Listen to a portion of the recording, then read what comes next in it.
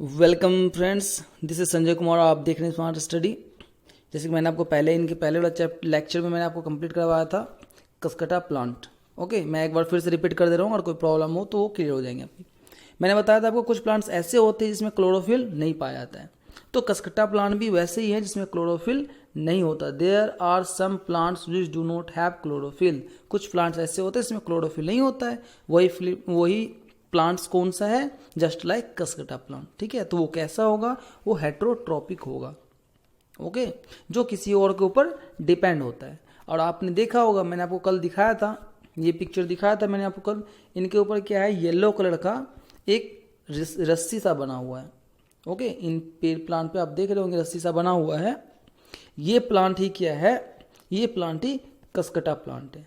अब जो ये प्लांट कसकटा प्लांट कहलाता है, तो ये जिस प्लांट पे होता है उस प्लांट को क्या कहते हैं? उस प्लांट को हम कहते हैं होस्ट। ओके, जिस प्लांट पे होता है उसे कहते हैं हम होस्ट, मीन्स परपोषी कहते हैं। इसे क्या कहते हैं हम? परपोषी। ओके, इसे परपोषी कहते हैं।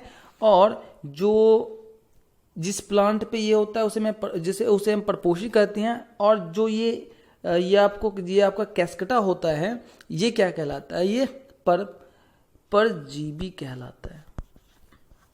परजीवी मतलब इनके ऊपर है ना।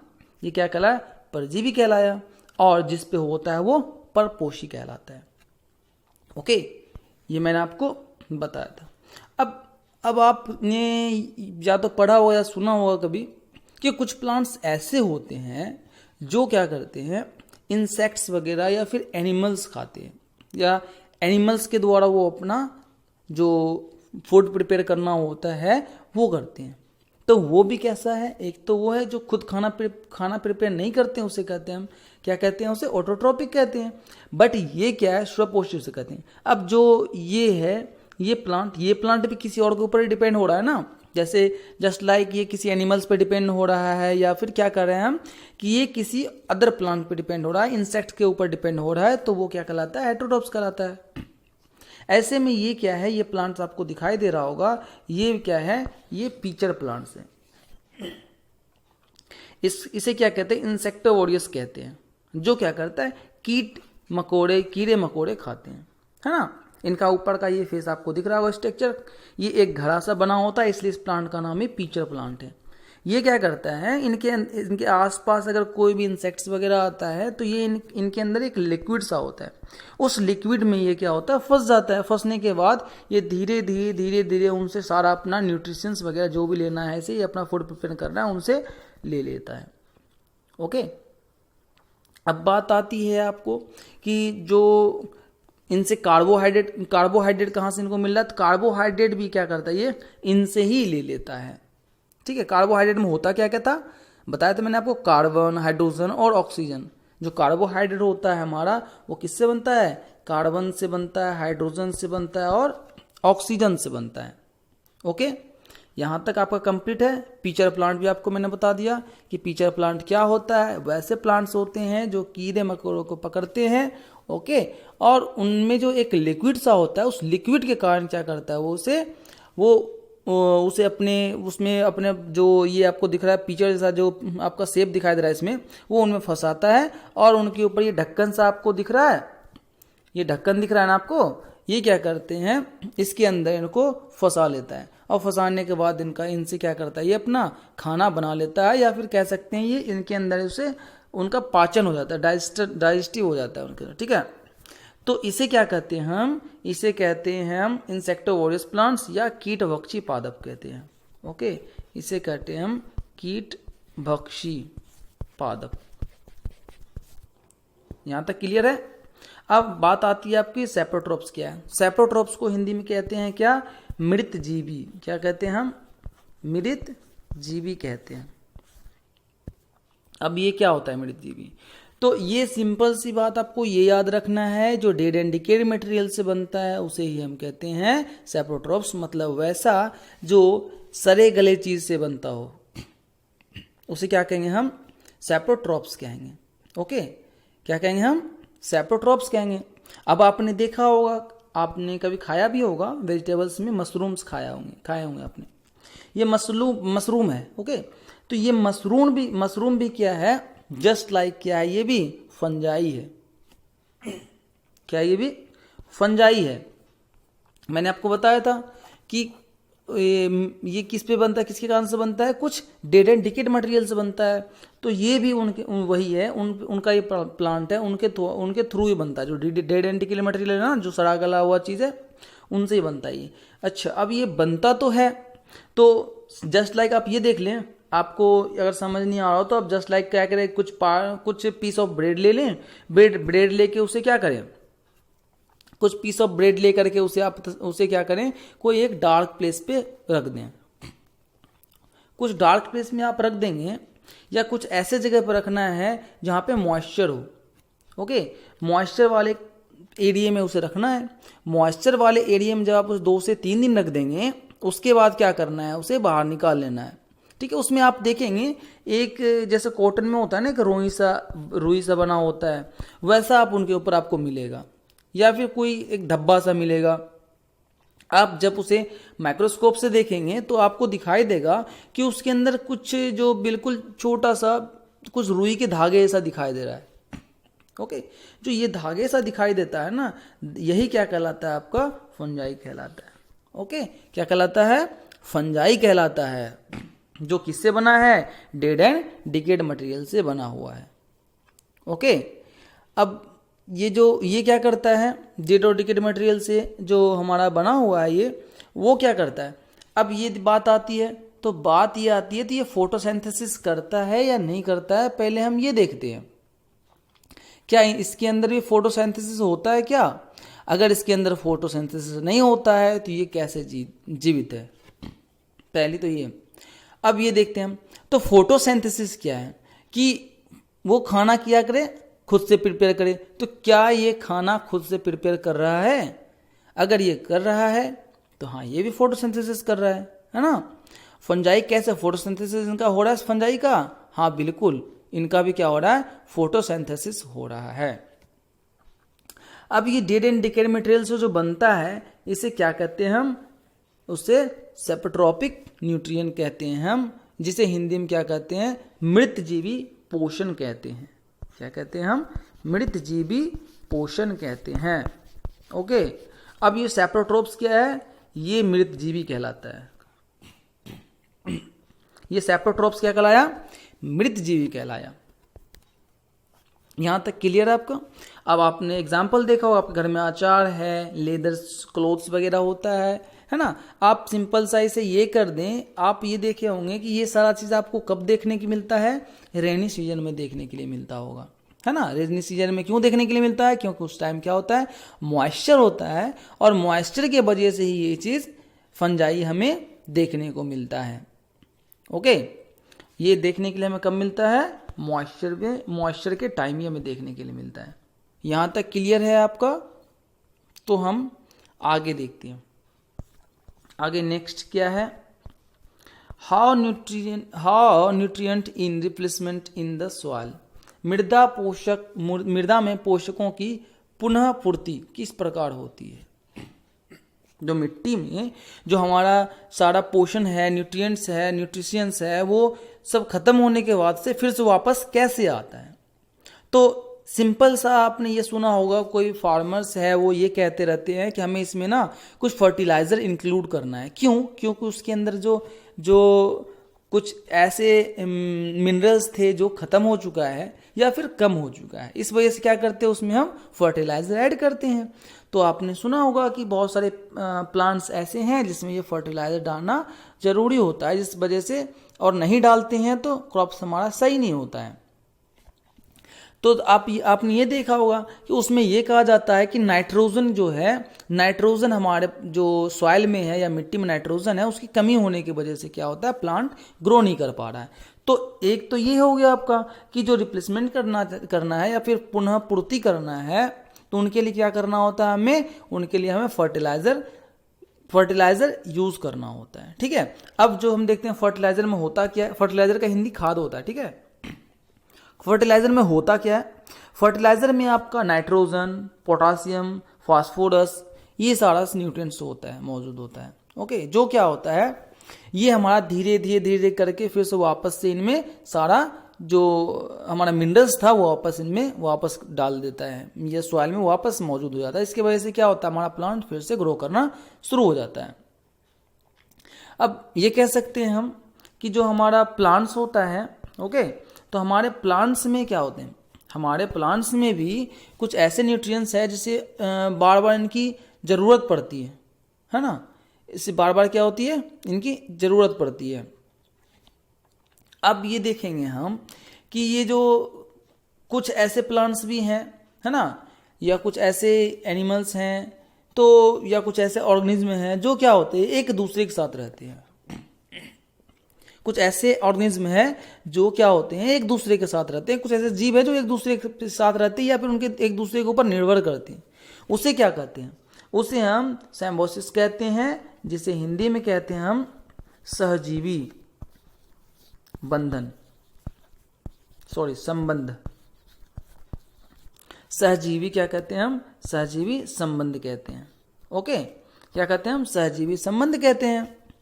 कुछ एग्जाम्पल है, तो फॉर एग्जाम्पल सर्टेन फंजाई। अब कुछ कवक है, कुछ फंजाई है, वो क्या होता है, तो वो प्लांट्स के रूट्स में रहते हैं। ठीक है, जो रूट्स है, जो प्लांट्स है, वो क्या करते हैं, फंजाई को क्या देते हैं, न्यूट्रिएंट्स देते हैं। फंजाई को क्या दिया, फंजाई को न्यूट्रिएंट्स दिया। ओके, और जो हमारा जो फंजाई था उसको तो इसने न्यूट्रिएंट्स में दे दिया। न्यूट्रिएंट्स देने के बदला क्या किया, उसने इसे क्या दिया, जगह दे दिया। ओके, तो लाइकेन जिसे कहते हैं हम, आपने नाम सुना होगा ये लाइकेन, अगर नहीं सुना है तो ये ऑर्गेनिज्म क्या कहलाता है, लाइकेन्स कहलाते हैं, है ना। जिसमें क्या होता है, इनमें तो एक क्या होता है, एक एल्गी होता है और दूसरा क्या होता है, फंजाई होता है। ओके, एक एल्गी होता है और दूसरा क्या होता है, फंजाई होता है। एल्गी एक शैवाल होता है और दूसरा फंजाई कवक होता है। ठीक है, यहां तक क्लियर है आपका। तो फंजाई और जो हमारा एल्गी है, ये दोनों क्या करते हैं, आपस में एक उन्हें शेल्टर रहने के लिए देता है और एक उसे क्या देता है, फूड देता है, मिनरल्स देता है ना, सारा फूड और मिनरल्स देता है। तो जो हमारा जो ये आपका जो फंजाई है, फंजाई और एल्गी जो है, तो एल्गी क्या काम करता है, एल्गी का काम क्या है, एल्गी का काम क्या है, वो उन्हें क्या करता है, एल्गी उसे रहने के लिए एक शेल्टर देता है, एक जगह देता है। एल्गी का काम क्या है, ये इन्हें जगह देता है रहने के लिए, शेल्टर देता है। और फंजाई का काम क्या है, इसे ये क्या करता है, ये भोजन देता है या फूड देता है। क्यों, क्योंकि आपको पता है फंजाई क्या करता है, फोटोसिंथेसिस करके अपना खाना खुद से प्रिपेयर करना शुरू कर सकता है। ओके, यहां तक क्लियर है। सिम्बायोसिस का मतलब सहजीवी संबंध है। उनका सहजीवी संबंध से क्या तात्पर्य है, क्या कहने का मतलब ये है कि जो फंजाई और हमारा एल्गी है, ये दोनों क्या करते हैं, आपस में एक रहने के लिए शेल्टर देता है और एक उसे फूड देते हैं या भोजन देता है। ठीक है, ओके, यहां तक क्लियर है आपका। ठीक है, हम आगे बढ़ते हैं।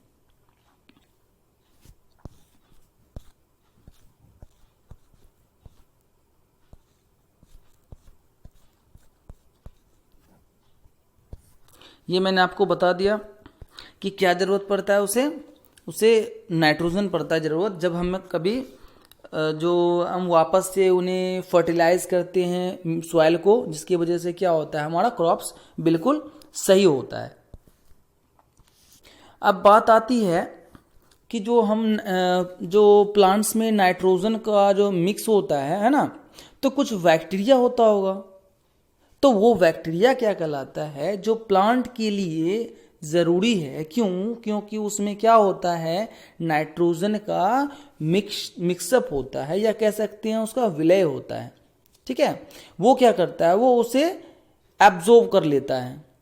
एब्जॉर्ब करने के कारण ही कुछ ऐसे बैक्टीरिया होते हैं, जैसे आपका कुछ बैक्टीरिया है जस्ट लाइक आपका राइबोसोम है ना। राइबोसोम क्या है, एक ऐसा ही बैक्टीरिया है, ये देखिए आपको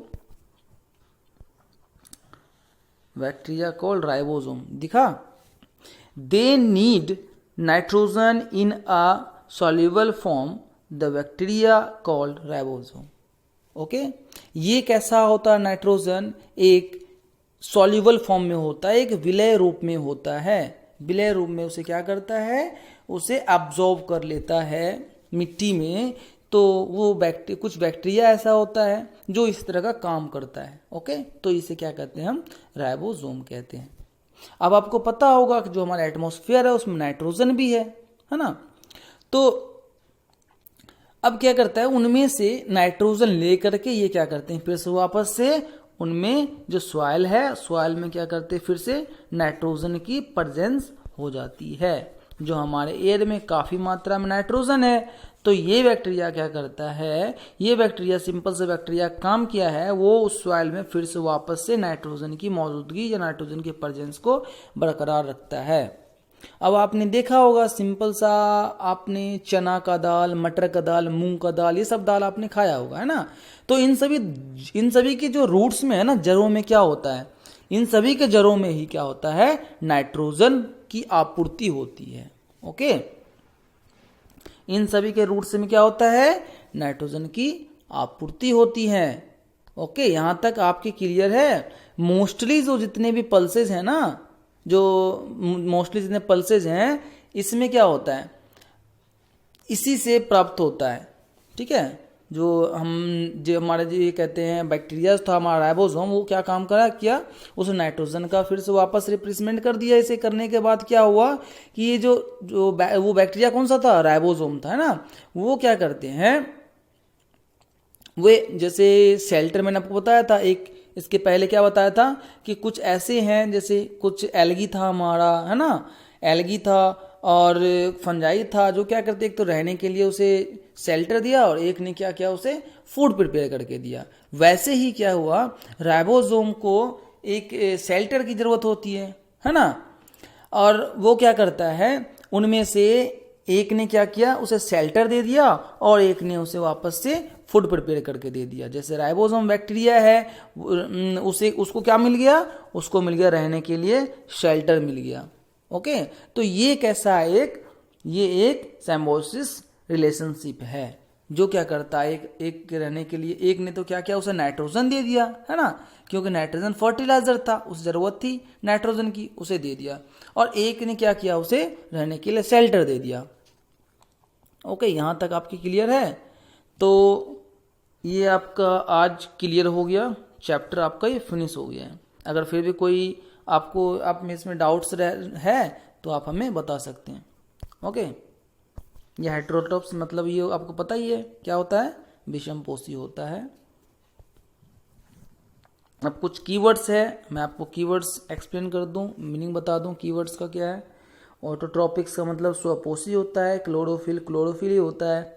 हेटेरोट्रोप्स का मतलब होता है विषमपोषी कह सकते हैं। ओके, और होस्ट का मतलब होता है परपोषी। वैसे तो हम हेटेरोट्रोप्स का मतलब ये परपोषी कहते हैं, लेकिन इसे आप बिल्कुल हिंदी में देखें तो इसे कहते हैं विषमपोषी, और होस्ट का मतलब होता है परपोषी। ओके, मैंने बताया था आपको कसकटा प्लांट में होस्ट है ना, जिस प्लांट के ऊपर कसकटा होता है उस प्लांट को होस्ट कहते हैं। अब क्या है, इंसेक्टोविडियस मतलब ये कीट भक्षी पादप। न्यूट्रिएंट्स का मतलब होता है पोषक, और न्यूट्रिशन का मतलब होता है पोषण। ओके, पैरासाइट का मतलब होता है परजीवी। फोटोसिंथेसिस प्रकाश संश्लेषण। सेप्रोट्रोप्स का मतलब क्या हो गया आपका, सेप्रोट्रोप्स का मतलब हो गया आपका सेप्रोट्रोप्स। ओके, सेप्रोट्रोप्स का मतलब हो गया आपका मृत जीवी। ओके, और स्टोमेटा का मतलब हो गया आपका रंध्र। ओके, स्टोमेटा का मतलब आपका हो गया क्या, रंध्र। यहाँ तक आपको क्लियर है। अब कुछ पॉइंट्स आपको मैं बता रहा हूँ, इस पर आप बिल्कुल ध्यान देंगे। देखिए, फर्स्ट क्या है, मैंने आपको बताया था कि all organism need food and utilise to get energy for growth and maintenance for their bodies. सभी जीवों को भोजन की आवश्यकता होती है, या उसके मेंटेनेंस के लिए भी, या फिर उसको एनर्जी चाहिए होता है, हर किसी को चाहिए होता है, ठीक है। और जो मैंने बताया था आपको, ग्रीन जो प्लांट्स है वो क्या करता है, फोटोसिंथेसिस के थ्रू ही अपना खाना प्रिपेयर करता है। कुछ प्लांट्स जैसे ऐसे हैं जो पैरासाइट्स हैं, जो किसी और के ऊपर डिपेंड होता है, वो कसकटा प्लांट्स का एग्जाम्पल है, ओके। और जिस पे होता है ये प्लांट, जिस प्लांट के ऊपर ये होता है कसकटा, उसे होस्ट प्लांट कहते हैं, ठीक है। नेक्स्ट आ गया आपका, नेक्स्ट ये plants use simple chemical substance like carbon dioxide water. मतलब ये है कि ये जो प्लांट्स है, आप प्लांट्स उसे क्या जरूरी चीज है उनका, carbon dioxide, water and minerals, ये किसके लिए, फोटोसिंथेसिस के लिए, या फिर सिंथेसिस ऑफ फूड के लिए। सिंथेसिस ऑफ फूड का मतलब प्रिपेयर करना, कैसे प्रिपेयर करेगा, है ना, ये जरूरी है। अच्छा, फोटोसिंथेसिस के लिए क्या जरूरी है, chlorophyll, water, carbon dioxide, sunlight, है ना, सनलाइट, ये सब क्या है, जरूरी है फोटोसिंथेसिस के लिए। फोटोसिंथेसिस करने के लिए ये चीज बहुत ज़्यादा जरूरी है। और उसके बाद क्या होता है, जब फोटोसिंथेसिस होती है तो उनके बाद ये ऑक्सीजन को क्या करना शुरू कर देता है, रिलीज करना शुरू कर देता है, ओके।